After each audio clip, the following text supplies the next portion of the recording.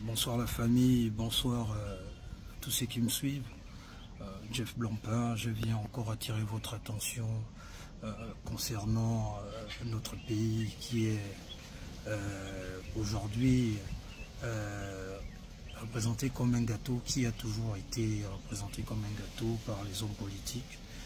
Et vous faire remarquer quelque chose qui est passé sous vos yeux. Regardez tous ceux qui ont été nommés dans la coordination des bâtisseurs. Il y a Nzigo Ange-Kevin, il y a Yann Mapango, il y a Nora Kassa, il y a Melvin Ngonjou. Quand vous regardez ces enfants-là, parmi eux, il n'y a pas un seul enfant pauvre. Je vous jure que ce pays est destiné à être partagé de la sorte entre familles, entre grandes familles, entre grands noms. Et nous là, ils ne pourront jamais partager le gâteau avec nous.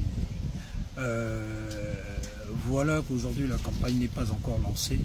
Le président de la transition fait encore confiance à ceux-là qui étaient en France, à ceux-là qui l'insultaient hier en France, ceux qui étaient vraiment virulents, plus que nous. Ils étaient vraiment impolis du côté de la France, qui insultaient jusqu'au-dessous de la ceinture. Aujourd'hui, parcourent le monde à bord des avions, des TGV. Il faut les voir, c'est pavané dans le monde entier avec l'argent de notre pays. Tout cela pour annoncer la bonne nouvelle que Brice Clotaire-Oligui sera élu le 12 avril 2025 lors du vote. Mes amis, nous sommes jeunes, réveillons-nous. Nous n'avons personne devant, parce que quand ils vont partager leur gâteau, nous, on n'aura jamais cette part de gâteau-là. La part du gâteau que vous mangez, vous là qui allez dans les rassemblements, là, c'est ce qu'on vous donne, t-shirt, sandwich, avec 2000 en passant. Mais dire que partager le gâteau, c'est avoir des grands postes de responsabilité, des ministères, des administrations, des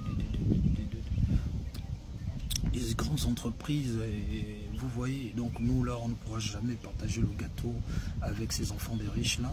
Donc je vous ai fait remarquer qu'il y a Yann Mapango qui est fils de riche, il y a Nzigo Ange-Kevin qui est fils de riche, il y a Nora Kassa qui est fils de riche, il y a Melvin Ngonjou qui a même son oncle ou son frère ministre de la Justice, Paul-Marie Ngonjou. Je vous fais juste remarquer que vous n'êtes que comme moi. Nous sommes là des sans-noms. On existe par nous-mêmes et on ne pourra jamais partager le gâteau avec nous. Donc c'est aussi une manière d'attirer l'attention de mes amis là, des Mapan là, Gaël Komba Youne, qui se sont frustrés parce qu'il n'a pas été choisi. Hoffman et tous ces gars-là qui ont travaillé dur pour Ali Bongo, qui ont travaillé aussi, qui ont été récompensés dans le passé, qui ont été choisis pour faire les états généraux des Mapan, n'ont pas été appelés. Ils ont